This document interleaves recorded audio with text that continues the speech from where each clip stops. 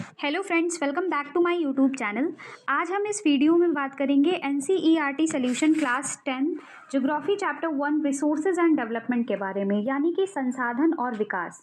इसमें हम काफ़ी चीज़ों के बारे में चर्चा करेंगे, जैसे कि टाइप्स ऑफ रिसोर्सेज यानी कि संसाधनों के प्रकार।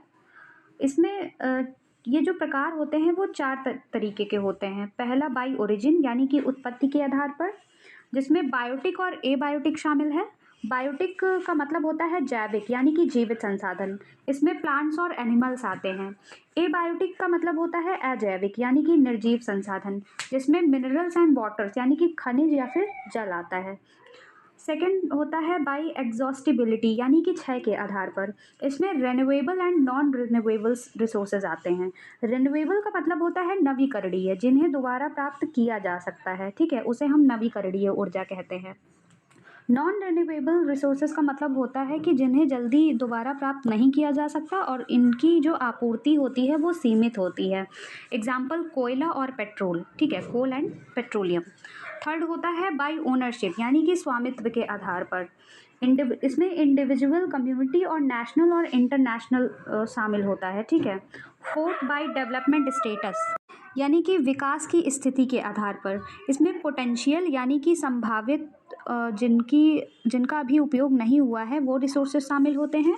डेवलप्ड यानी कि विकसित, जो उपयोग के लिए तैयार हैं वो संसाधन शामिल होते हैं। और स्टॉक यानी कि भंडार, जो उपलब्ध तो हैं लेकिन तकनीकी की कमी के कारण उपयोग उनका नहीं किया जा सकता, ऐसे संसाधन इसमें शामिल होते हैं, ठीक है। रिजर्व्स यानी कि संचित संसाधन, जिसमें भंडार का वह भाग है जो भविष्य में उपयोग किया जा सकता है, ठीक है, लेकिन अभी नहीं हो रहा है उसका यूज़, उसे हम रिजर्व यानी कि संचित संसाधन कहते हैं।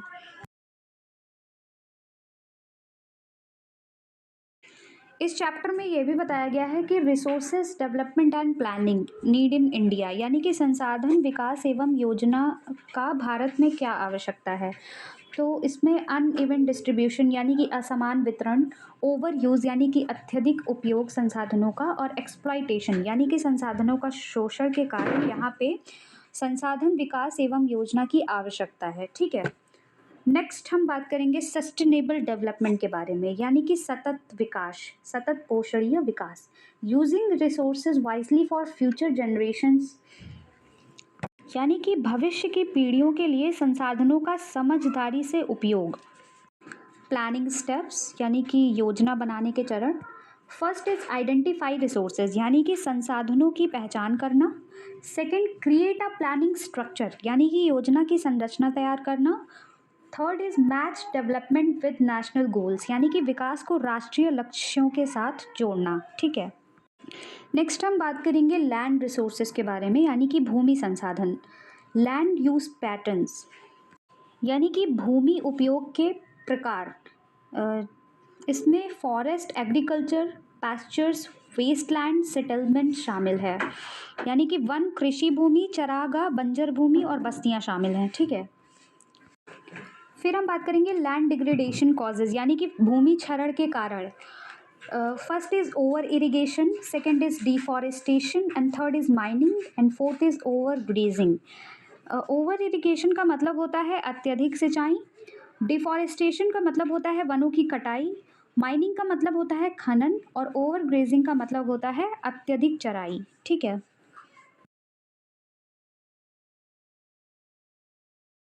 इसमें हम कंजर्वेशन मेथड्स की भी बात करेंगे, यानी कि संरक्षण के तरीके क्या क्या हैं। फर्स्ट इज एफॉरेस्टेशन यानी कि वनीकरण। सेकंड इज कंट्रोल्ड ग्रेजिंग यानी कि नियंत्रित चराई। थर्ड इज प्रॉपर इरिगेशन यानी कि उचित सिंचाई। और फोर्थ इज लैंड रिक्लेमेशन यानी कि भूमि पुनः प्राप्ति। फिर हम बात करेंगे सॉइल एज अ रिसोर्सेज यानी कि मिट्टी एक संसाधन के रूप में। फॉर्मेशन यानी कि मिट्टी का निर्माण कैसे होता है। Weathering of rocks and organic matter, इनका जो निर्माण है वो चट्टानों और जैविक पदार्थों के अपक्ष यानी कि वेदरिंग से होता है। फिर हम बात करेंगे types of soil in India, यानी कि भारत में मिट्टी के प्रकार क्या क्या हैं। फर्स्ट इज एलुवियल सॉइल यानी कि जलोढ़ मिट्टी, इसमें fertile found in river plains यानी कि ये उपजाऊ होती है और नदी मैदानों में पाई जाती है। फिर ब्लैक सॉइल यानी कि rich in minerals good for cotton, ये काली मिट्टी है जो खनिजों से भरपूर होती है और कपास के लिए उपयुक्त होती है, ठीक है। Third is red laterite mountain desert, यानी कि जो और मिट्टियाँ हैं जैसे कि लाल मिट्टी, लेटराइट मिट्टी और पर्वतीय मिट्टी जिसे हम माउंटेन सॉइल भी कहते हैं, और मरुस्थलीय मिट्टी जिसे हम डेजर्ट सॉइल भी कहते हैं, ठीक है। नेक्स्ट हम बात करेंगे सॉइल एरोजन कॉजेज, यानी कि मिट्टी अपरदन के कारण क्या है, मृदा अपरदन के कारण क्या है। फर्स्ट इज विंड यानी कि पवन हवा, सेकंड इज वाटर यानी कि जल, थर्ड इज ह्यूमन एक्टिविटीज़ यानी कि मानव की गतिविधियाँ, ठीक है, इसकी भी हम चर्चा करेंगे।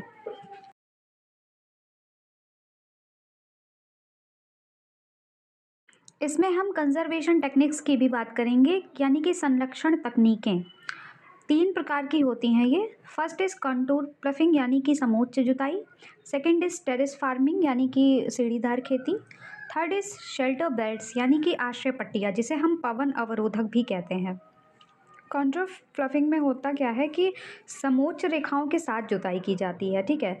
सेकंड टेरेस फार्मिंग यानी कि सीढ़ीदार खेती में ढलानों पर सीढ़ी नुमा खेत बनाना चाहिए, और थर्ड इज़ शेल्टर बेल्ट्स यानी कि जो आश्रय पट्टियाँ होती हैं उसमें क्या होता है, हवा को रोकने के लिए पेड़ों की कतारों का प्रयोग किया जाता है, ठीक है। तो ये तीनों टेक्निक्स हैं, इसको आप याद कर लीजिए, ये बोर्ड एग्जामिनेशन के लिए काफ़ी इंपॉर्टेंट है आपके लिए और ये आ सकता है, एक्सपेक्टेड टॉपिक है ये। तो ये हम इन सब सारी चीज़ों के बारे में इस चैप्टर में चर्चा करेंगे। सबसे पहले हम बात करते हैं व्हाट इज़ द रिसोर्सेज, यानी कि संसाधन क्या है। A resource is anything available in our environment that can be used to satisfy human needs, यानी कि संसाधन वह सभी वस्तुएं हैं जो हमारे पर्यावरण में उपलब्ध हैं और जिनका उपयोग मानव आवश्यकताओं की पूर्ति के लिए किया जा सकता है, ठीक है, उसे हम रिसोर्सेज कहते हैं। It must be included first technology accessible, यानी कि इसमें प्रौद्योगिकीय रूप से सुलभ होना चाहिए ये, यानी कि हमारे पास उनका उपयोग करने की तकनीकी हो, ठीक है। सेकंड इज़ इकोनॉमिकल फिजेबल, यानी कि आर्थिक रूप से संभव हो, काफ़ी किफ़ायती हो वो, ठीक है, अफोर्डेबल हो। और थर्ड इज़ कल्चरली एक्सेप्टेबल, यानी कि सांस्कृतिक रूप से स्वीकार्य हो, यानी कि वह समाज के मूल्यों के रूप अनुरूप हो, ठीक है। Example mineral, forest and fossil fuels, इसके एग्जाम्पल जो हैं खनिज, वन और जीवाश्म ईंधन हैं, ठीक है।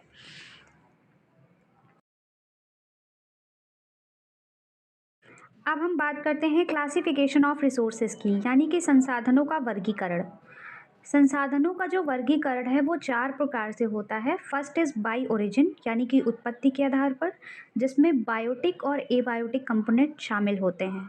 बायोटिक कंपोनेंट यानी कि जैविक संसाधन जो होते हैं उसमें living resources from the biosphere, इसमें जीव मंडल से प्राप्त जीवित संसाधन होते हैं। Example humans, animals, forest and fisheries, यानी कि मनुष्य, पशु, वन और मत्स्य पालन इसमें होता है, ठीक है, इसका एग्जाम्पल है। एबायोटिक कंपोनेंट होते हैं अजैविक, जिसमें नॉन लिविंग रिसोर्सेज शामिल होते हैं, यानी कि निर्जीव संसाधन कहलाते हैं वो। एग्जाम्पल रॉक्स एंड मिनरल्स, यानी कि चट्टानें और खनिज।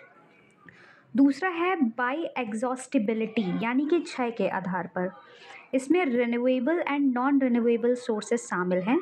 रिन्यूएबल सोर्सेज को हम कहते हैं नवीकरणीय, जिसमें कैन बी रिप्लेनाइज्ड नेचुरली, यानी कि जिन्हें प्राकृतिक रूप से पुनः प्राप्त किया जा सकता है। इसमें जो इसका जो एग्जाम्पल है वो solar energy, wind and water है, ठीक है, यानी कि सौर ऊर्जा, पवन ऊर्जा और जल, ठीक है। अनवीकरणीय यानी कि नॉन रिन्यूएबल सोर्सेज वो होते हैं जिनकी आपूर्ति सीमित होती है और जिन्हें दोबारा उपयोग नहीं किया जा सकता। एग्जाम्पल कोल एंड पेट्रोलियम, यानी कि कोयला और पेट्रोल, ठीक है। तीसरा जो है वो है बाय ओनरशिप, यानी कि स्वामित्व के आधार पर। फर्स्ट इज इंडिविजुअल, यानी कि व्यक्तिगत, own by individuals, example farmland and house, यानी कि व्यक्तियों के स्वामित्व वाले संसाधन को हम व्यक्तिगत संसाधन कहते हैं। एग्जाम्पल सीमांकित घर, ठीक है। और सेकंड कम्युनिटी, यानी कि सामुदायिक, इसमें यूज्ड बाय ऑल मेंबर्स यानी कि समुदाय के सभी सदस्यों द्वारा उपयोग किए जाने वाले संसाधनों को हम सामुदायिक संसाधन कहते हैं। इसमें पार्क्स, पब्लिक वेल्थ शामिल होता है, ठीक है, यानी कि पार्क और सार्वजनिक कुएं। थर्ड इज नेशनल यानी कि राष्ट्रीय, बिलोंग्स टू द कंट्री। ये जो होते हैं वो देश से संबंधित संसाधन होते हैं। एग्जाम्पल रोड्स एंड रेलवेज यानी कि सड़कें और रेलवे। फोर्थ इज इंटरनेशनल यानी कि अंतर्राष्ट्रीय, मैनेज बाय इंटरनेशनल ऑर्गेनाइजेशंस यानी कि अंतर्राष्ट्रीय संगठनों द्वारा इनको नियंत्रित किया जाता है इन संसाधनों को, ठीक है। Example ocean resources beyond national boundaries. इसका एग्जाम्पल है राष्ट्रीय सीमाओं से बाहर जो महासागरीय संसाधन है उसे हम इंटरनेशनल रिसोर्सेज कह सकते हैं, ठीक है। फोर्थ जो है वो बाय डेवलपमेंट स्टेटस यानी कि विकास की स्थिति के आधार पर। फर्स्ट इज पोटेंशियल यानी कि संभावित संसाधन, resources that exist but are not yet used. इसमें वो संसाधन आते हैं जो मौजूद होते हैं लेकिन अभी उनका उपयोग नहीं किया गया है। सेकेंड इज डेवलप्ड यानी कि विकसित संसाधन, resources that are ready and being used. वे संसाधन जिनकी गुणवत्ता और मात्रा ज्ञात है और जो उपयोग के लिए तैयार हैं उन्हें हम डेवलप्ड रिसोर्स कहते हैं, ठीक है। थर्ड इज स्टॉक यानी कि भंडार, resources available but not usable due to lack of technology. यानी कि ऐसे संसाधन जो उपलब्ध हैं लेकिन तकनीकी की कमी के कारण अभी उपयोग नहीं हो पा रहे हैं, उसे हम स्टॉक रिसोर्सेज कहेंगे, ठीक है। फोर्थ इज रिजर्व यानी कि संचित संसाधन, part of stock that can be used in the future. यानी कि भंडार का वह भाग जिसे भविष्य में उपलब्ध तकनीक की मदद से उपयोग किया जा सकता है, उसे हम रिजर्व रिसोर्सेज यानी कि संचित संसाधन कहते हैं, ठीक है। तो ये आपके बोर्ड एग्जामिनेशन के लिए बहुत ही मोस्ट एक्सपेक्टेड टॉपिक है, तो इसको ध्यान से रिवाइज कर लीजिएगा, ठीक है।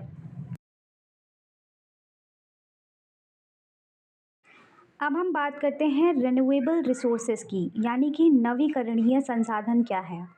Resources that can be renewed and reproduce through physical, chemical और मैकेनिकल प्रोसेसेस। यानी कि वे संसाधन जिन्हें भौतिक, रासायनिक या फिर यांत्रिक प्रक्रियाओं के माध्यम से दोबारा प्राप्त या फिर पुनः उत्पन्न किया जा सकता है, उसे हम रिन्यूएबल रिसोर्सेज यानी कि नवीकरणीय संसाधन कहते हैं। इसके एग्जाम्पल हो गए वाटर यानी कि जल, वाइल्ड लाइफ यानी कि वन, फॉरेस्ट यानी कि जंगल, ठीक है, और सोलर एनर्जी यानी कि सौर ऊर्जा, विंड एनर्जी यानी कि पवन ऊर्जा। इन्हें हम दोबारा भी प्राप्त कर सकते हैं, ठीक है, और इन्हें दोबारा भी बनाया जा सकता है। अब बात करते हैं नॉन रिन्यूएबल रिसोर्सेज की, यानी कि अनवीकरणीय संसाधन, resources that can not be remade one exhausted. यानी कि वे संसाधन जो एक बार समाप्त हो जाने पर दोबारा नहीं बनाए जा सकते। They take millions of years to form through geological processes, और इनके निर्माण में लाखों वर्ष लगते हैं, उसे हम अनवीकरणीय संसाधन यानी कि नॉन रिन्यूएबल रिसोर्सेज कहते हैं।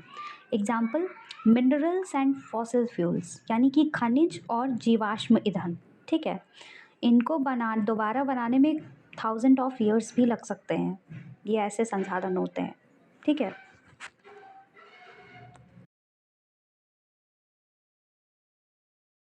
अब हम बात करते हैं क्लासिफिकेशन बाय ओनरशिप और एक्सेसिबिलिटी, यानी कि स्वामित्व या फिर उपलब्धता के आधार पर वर्गीकरण। फर्स्ट इज इंडिविजुअल रिसोर्सेज यानी कि व्यक्तिगत संसाधन।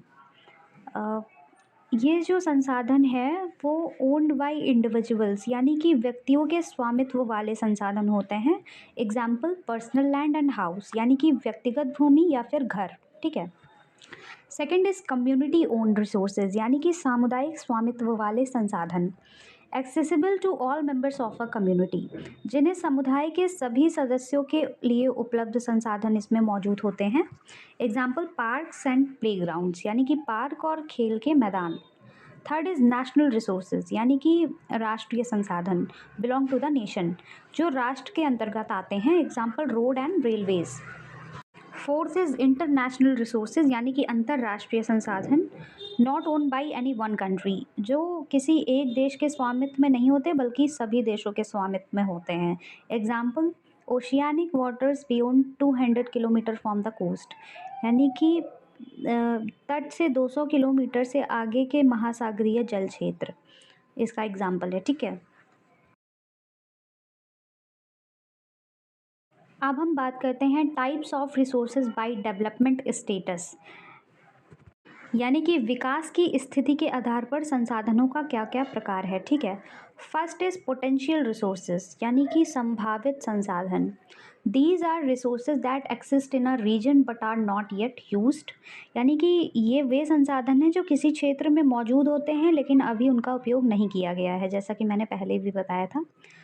They can be developed in the future when technology and demand allow, यानी कि भविष्य में तकनीक और मांग बढ़ने पर इन्हें विकसित किया जा सकता है। ठीक है, example solar energy in Rajasthan, यानी कि राजस्थान में सौर ऊर्जा, और विंड एनर्जी इन गुजरात, यानी कि गुजरात में पवन ऊर्जा। ठीक है, सेकंड इज स्टॉक, यानी कि भंडार। These are resources that are available but we don't have the technology to use them yet, यानी कि ये वे संसाधन हैं जो उपलब्ध तो हैं लेकिन अभी हमारे पास उन्हें उपयोग करने की उचित तकनीक नहीं है। They remain unused due to technical limitation, तकनीक की सीमाओं के कारण ये संसाधन अभी अप्रयुक्त रहते हैं। Example hydrogen and oxygen as energy sources, यानी कि ऊर्जा स्रोत के रूप में हाइड्रोजन और oxygen. We lack the know how to use them efficiently, यानी कि हम इन्हें प्रभावी रूप से उपयोग करने की पूरी जानकारी अभी नहीं है इसकी। ठीक है, और इसकी तकनीकी भी नहीं है कि हाइड्रोजन और ऑक्सीजन को बेसिकली कैसे यूज़ किया जा सकता है। ठीक है, तो इसकी जानकारी अभी हमारे पास नहीं है।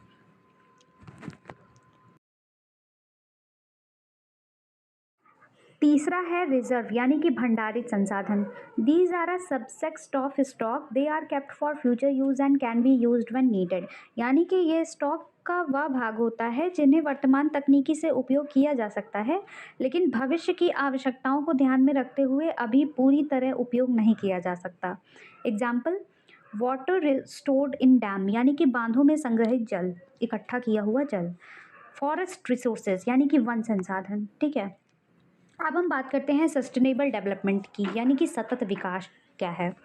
Definition, sustainable economic development means that development should happen without harming the environment and the needs of the present should not compromise the ability of future generation to meet their own needs, यानी कि सतत विकास का अर्थ होता है वर्तमान आवश्यकताओं को पूरा करना भविष्य की पीढ़ियों की ज़रूरतों से समझौते किए बिना। ठीक है, संसाधनों का अंधाधुंध उपयोग विकास को तो बढ़ाता है लेकिन पर्यावरणीय क्षति भी करता है, इसलिए संसाधनों का उपयोग इस प्रकार होना चाहिए कि भविष्य की पीढ़ियों के लिए भी उपलब्ध रहे संसाधन। ठीक है, अब बात करते हैं this concept is important for, यानी कि ये जो सतत विकास का जो महत्व है वो बेसिकली तीन चीज़ों के लिए है। फर्स्ट इज़ एनवायरनमेंट प्रोटेक्शन, यानी कि पर्यावरण संरक्षण।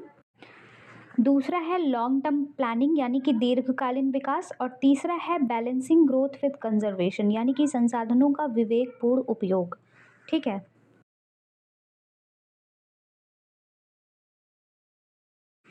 अब हम बात करेंगे land under important relief features in India, यानी कि भारत में प्रमुख भौतिक स्थलाकृति के अंतर्गत भूमि। प्लेन्स इज 43%, यानी कि जो मैदान है वो 43% है। माउंटेन्स इज 30%, यानी कि पर्वत जो हैं वो 30% हैं। एंड प्लेटियस, यानी कि पठार, जो कि 27% है। These percentage show how India's land is distributed across different physical features, यानी कि ये प्रतिशत दर्शाते हैं कि भारत की भूमि विभिन्न भौतिक विशेषताओं में कैसे वितरित है। ठीक है, अब हम बात करते हैं लैंड डिग्रेडेशन, यानी कि भूमि क्षरण। Definition, land degradation means the decline in land quality due to continuous use over a long period without proper conservation or management, यानी कि भूमि क्षरण का अर्थ होता है लंबे समय तक लगातार उपयोग के कारण भूमि की गुणवत्ता में गिरावट आना जो संरक्षण या उचित प्रबंधन की कमी के कारण होता है। ठीक है,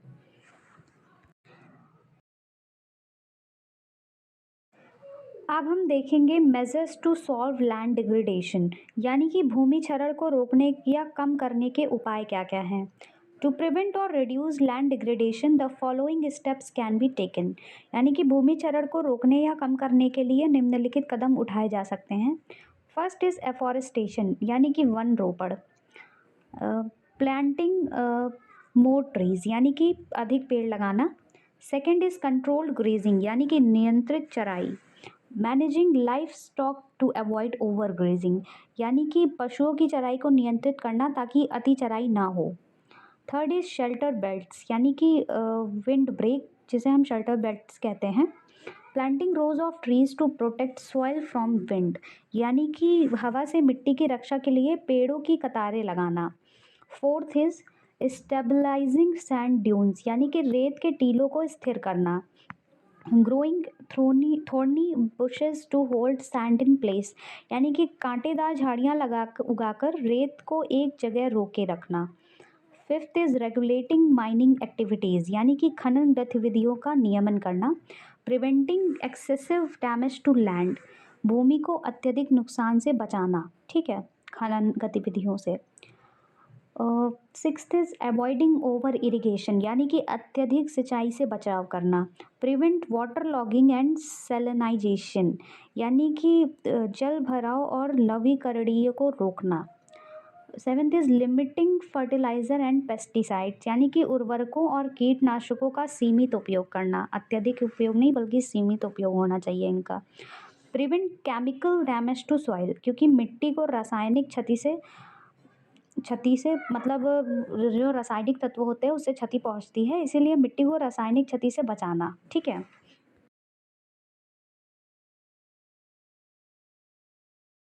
अब हम बात करेंगे सॉइल इरोजन की, यानी कि मृदा अपरदन क्या है। Definition: soil erosion is the removal of the top soil layer due to natural और ह्यूमन फोर्सेस, यानी कि मृदा अपरदन का अर्थ है प्राकृतिक या फिर मानवीय शक्तियों के कारण मिट्टी की जो ऊपरी उपजाऊ परत होती है उसका हट जाना, ठीक है। कॉजेस, इसका कारण क्या है। फर्स्ट इज ह्यूमन एक्टिविटीज़, यानी कि मानवीय गतिविधियाँ, जिसमें डिफॉरेस्टेशन यानी कि वनों की कटाई, ओवर ग्रेजिंग यानी कि अति चराई, कंस्ट्रक्शंस यानी कि निर्माण कार्य, माइनिंग यानी कि खनन कार्य, और फॉल्टी फार्मिंग मेथड्स यानी कि गलत कृषि पद्धतियाँ शामिल हैं, ठीक है। नेचुरल फोर्सेस यानी कि प्राकृतिक शक्तियाँ, विंड यानी कि हवा, ग्लेशियर्स यानी कि हिमनद जिसे हम ग्लेशियर भी कहते हैं, ग्लेशियर्स, एंड फ्लोइंग वाटर यानी कि बहता पानी, ठीक है। अब हम डीपली देखते हैं कॉजेज ऑफ सॉइल इरोजन, यानी कि मृदा अपरदन के कारण क्या क्या है, इसको हम और अच्छे से समझेंगे। फर्स्ट इज ह्यूमन एक्टिविटीज़, यानी कि मानवीय गतिविधियाँ, जिसमें डिफॉरेस्टेशन यानी कि वनों की कटाई, cutting down trees removes protective cover, जिसमें पेड़ों को काटने से मिट्टी की सुरक्षात्मक परत हट जाती है, इसे हम डिफॉरेस्टेशन कहते हैं। ओवर ग्रेजिंग यानी कि अति चराई, excessive grazing by animals damage soil, यानी कि पशुओं द्वारा अत्यधिक चराई से मिट्टी को नुकसान पहुंचता है, जिसे हम ओवर ग्रेजिंग कहते हैं।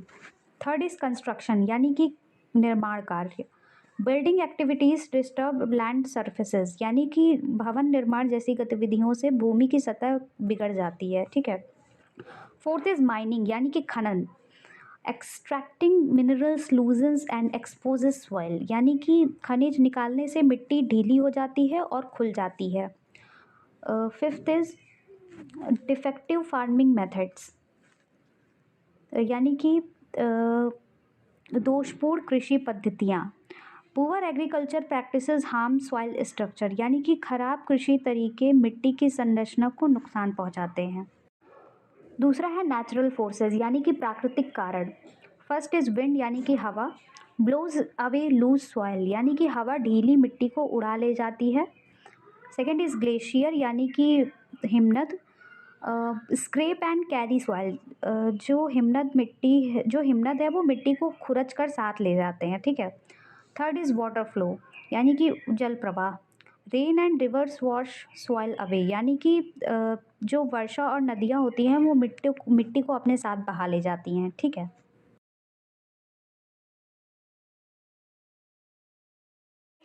अब बात करते हैं टाइप्स ऑफ सॉइल इरोजन की, यानी कि मृदा अपरदन के प्रकार। फर्स्ट इज गुली इरोजन, यानी कि नाली अपरदन। Happens when running water cuts through clayey soil forming deep channels called gullies, यानी कि यह तब होता है जब बहता पानी मिट्टी की ढीली परत से होकर गुजरता है और गहरी नालियां बना देता है। This process turns the land into bad land which is unfit for cultivation, यानी कि यह प्रक्रिया भूमि को बंजर भूमि में बदल देती है, यानी कि खराब भूमि में बदल देती है जो खेती के लिए उपयुक्त नहीं होती। In the Chambal basin such eroded land is known as ravines.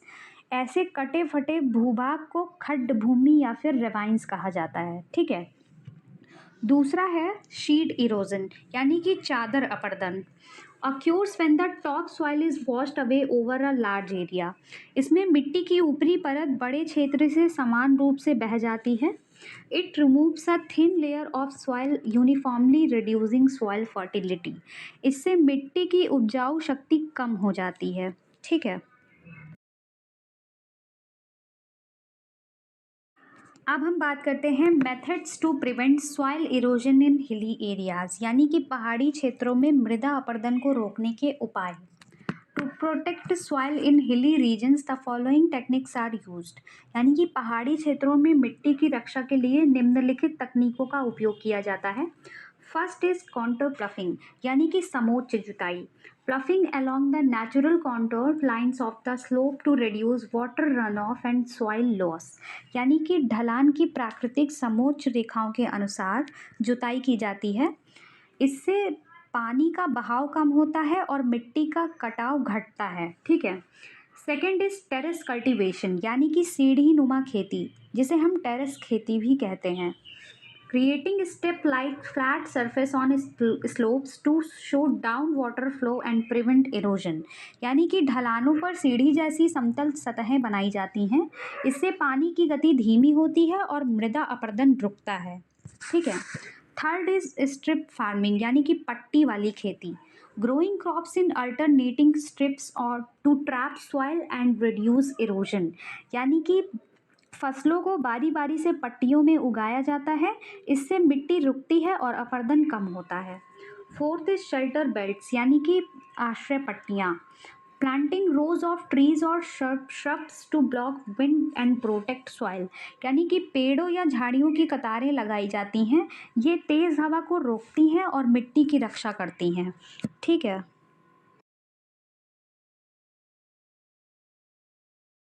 अब हम बात करेंगे types of soil in India, यानी कि भारत में मिट्टी के प्रकार। फर्स्ट इज एलुवियल सॉइल, यानी कि जलोढ़ मिट्टी। Found in the entire northern plains and eastern coastal plains, especially in the deltas of Mahanadi, Godavari, Krishna and Kaveri rivers, यानी कि यह पूरे उत्तरी मैदानों और पूर्वी तटीय मैदानों में पाई जाती है। विशेष रूप से ये महानदी, गोदावरी, कृष्णा और कावेरी नदियों के डेल्टा क्षेत्रों में पाई जाती है। ठीक है। This is a very fertile suitable for agriculture, यानी कि यह मिट्टी बहुत उपजाऊ होती है और कृषि के लिए अत्यंत उपयुक्त होती है। Regions with alluvial soil are densely populated and intensively farmed, यानी कि जिन क्षेत्रों में जलोढ़ मिट्टी पाई जाती है वे घनी आबादी वाले होते हैं और जो वहाँ तीव्र कृषि की जाती है। Rich in potash, phosphoric acid and lime, यह मिट्टी पोटाश, फॉस्फोरिक अम्ल और चूने से भरपूर होती है। Ideal for growing sugarcane, paddy, wheat and other cereals and pulses, यानी कि गन्ना, धान, गेहूँ तथा अन्य अनाज और दलहन उगाने के लिए आदर्श है ये। ठीक है। सेकेंड इज ब्लैक सॉइल, यानी कि काली मिट्टी। This is a very important. Black in colour also called Regar soil और ब्लैक कॉटन सॉइल, यानी कि इसका रंग काला होता है, इसलिए इसे रेगर मिट्टी या काली कपास मिट्टी भी कहा जाता है। तो एग्ज़ाम में आपके लिए क्वेश्चन आएगा कि काली मिट्टी को दूसरे रूप में क्या कहा जाता है, या फिर रेगर मिट्टी को दूसरे नाम क्या है रेगर मिट्टी का, तो वो आंसर हो जाएगा काली मिट्टी। अगर मतलब बेसिकली अगर क्वेश्चन ऐसे आता है कि रेगर मिट्टी किसे कहा जाता है, तो काली मिट्टी को कहा जाता है। ठीक है। और अगर ऐसे क्वेश्चन आया MCQ बेस्ड में कि काली मिट्टी का दूसरा नाम क्या है, तो वो है रेगर मिट्टी। ठीक है।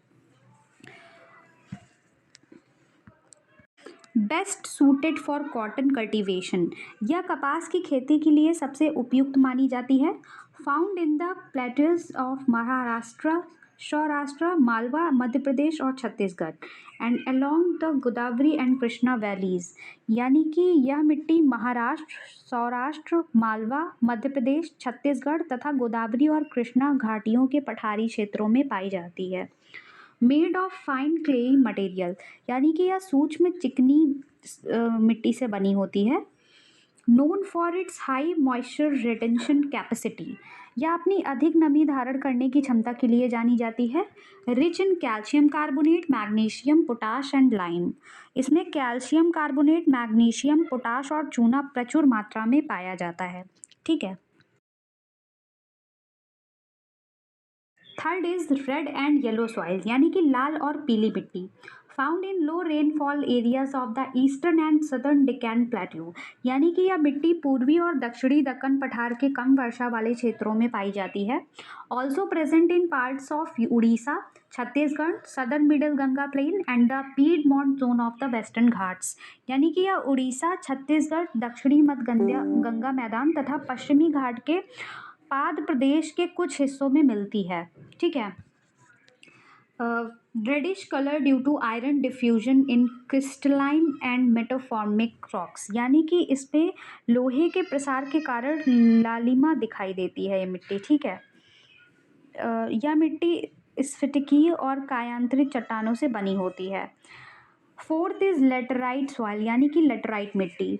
Formed in region with high temperature and heavy rainfall, यानी कि यह मिट्टी उच्च तापमान और अधिक वर्षा वाले क्षेत्रों में बनती है। Found in Karnataka, Kerala, Tamil Nadu, Madhya Pradesh and hilly areas of Orissa and Assam, यह कर्नाटक, केरल, तमिलनाडु, मध्य प्रदेश तथा उड़ीसा और असम के पहाड़ी क्षेत्रों में पाई जाती है। Low humus content because high temperature destroys decomposers like bacteria, इसमें जैविक पदार्थ की मात्रा कम होती है, यानी कि ह्यूमस की जो मात्रा है वो कम होती है क्योंकि अधिक तापमान बैक्टीरिया जैसे अपघटकों को नष्ट कर देता है। Suitable for cultivation only with proper use of manures and fertilisers, यानी कि यह मिट्टी उचित मात्रा में खाद और उर्वरकों के प्रयोग से ही खेती के लिए उपयुक्त बनती है। ठीक है।